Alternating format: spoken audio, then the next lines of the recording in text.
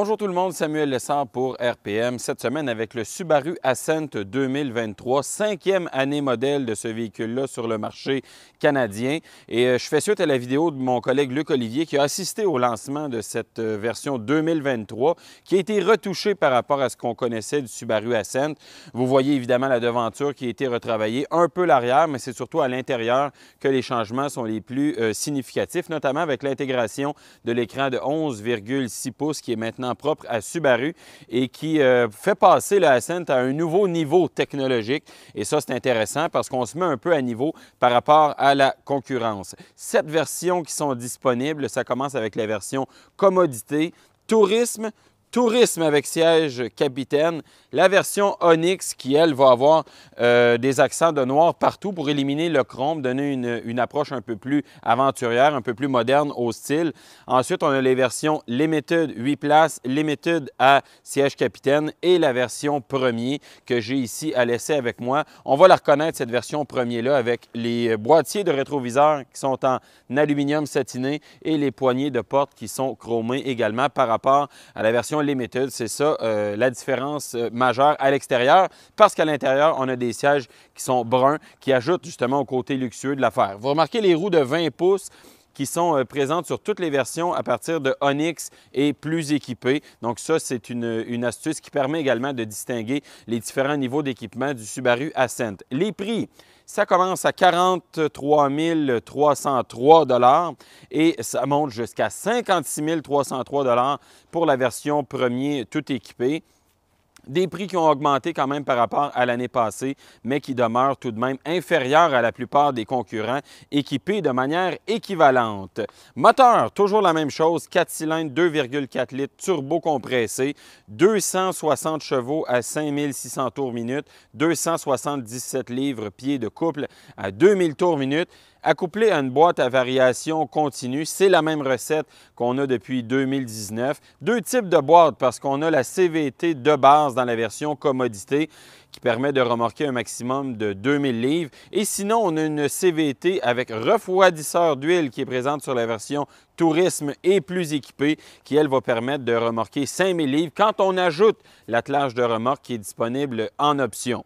Qualité du produit, premièrement, visibilité. Je trouve que c'est vraiment une force de ce produit-là, malgré son encombrement, permet d'avoir une excellente visibilité vers l'extérieur. Excellente absorption également des trous et des bosses qu'on a sur les routes du Québec en ce début de mois de mars. On sait que la chaussée est particulièrement éprouvante, mais j'ai vraiment apprécié le confort et la robustesse de la suspension dans ces routes-là. Moteur que je trouve aussi bien adapté, beaucoup de couple à bas régime. CVT, évidemment, qui fait chasser un peu les régimes moteurs. On monte, on descend, des fois des rapports simulés. C'est un peu déroutant comme comportement, mais il reste que ça permet quand même de maintenir une consommation de carburant qui est intéressante.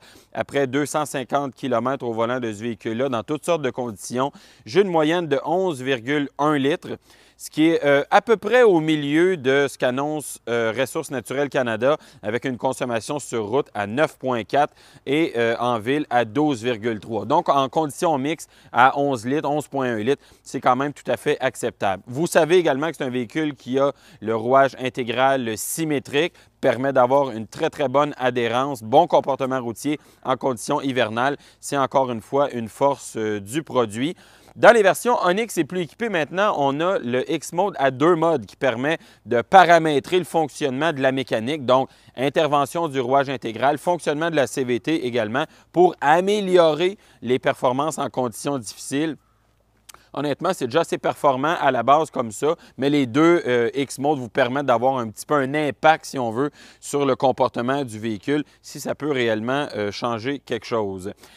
Au chapitre des défauts maintenant, moi je trouve que malgré le fait qu'on a un écran de 11,6 pouces, on est encore un petit peu en recul par rapport aux autres, notamment avec l'instrumentation qui est extrêmement classique avec un écran de seulement 4,2 pouces au centre. On est rendu ailleurs quand même dans les versions les plus équipées et bien sûr l'agrément de conduite qui est pas vraiment une force du produit. C'est efficace, ça nous mène partout, la motorisation fonctionne bien, mais sans grand plaisir. Ça, c'est peut-être le côté qui est un peu plus dommage, notamment à cause de la direction qui est, à mon avis, trop assistée et trop rapide aussi. Il manque un petit flou au centre. C'est rare qu'on dise ça, mais j'ai l'impression qu'elle est trop rapide, ce qui fait que dans les routes secondaires, c'est un véhicule qui est un peu dansant, malheureusement. Malgré tout, c'est un véhicule qu'on continue de vous recommander, des qualités qui sont très fortes, une fiabilité qui est bonne également, un prix intéressant qui le positionne avantageusement par rapport à la concurrence, malgré le déficit d'équipement, notamment au niveau de l'instrumentation. Donc, c'est un véhicule qu'on continue de vous recommander. Salut tout le monde!